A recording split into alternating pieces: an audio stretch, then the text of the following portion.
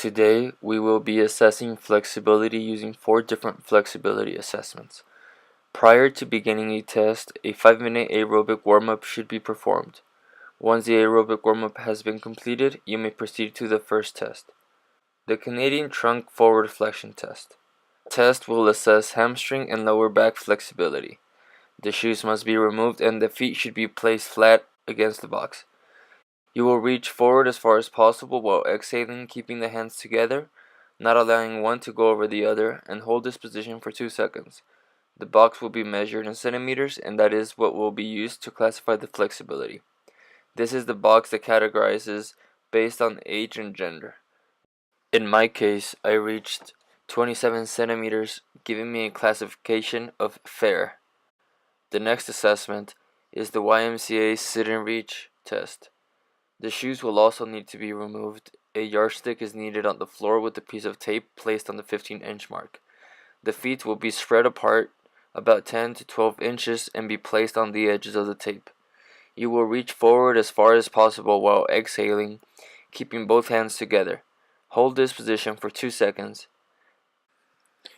I was only able to reach 15 inches, giving me a classification of below average. The next assessment is the Chair Sit and Reach test. This one is appropriate for an older population and will be measuring hamstring flexibility.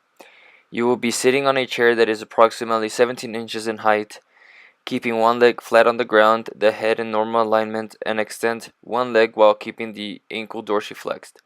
You will reach as far as possible with both hands, exhaling in the process. Hold this position for 2 seconds. Another person will hold the ruler at the top of the toes, and the measurement will be taken in inches between the toes and the hands. If you reach further than the toes, then a positive number will be used to assess the distance. If you reach exactly at your toes, the score will be 0, and if reached before the toes, the score will be a negative number. I won't classify myself as this is only appropriate for older populations. The final assessment will be the Thomas test. This one is used to assess hip flexor flexibility.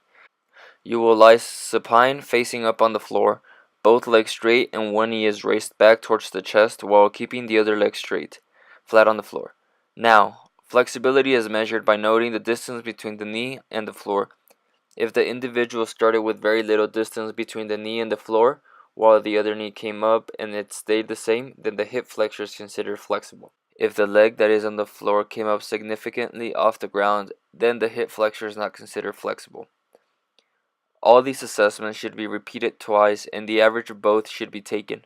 The only exception will be the Thomas test.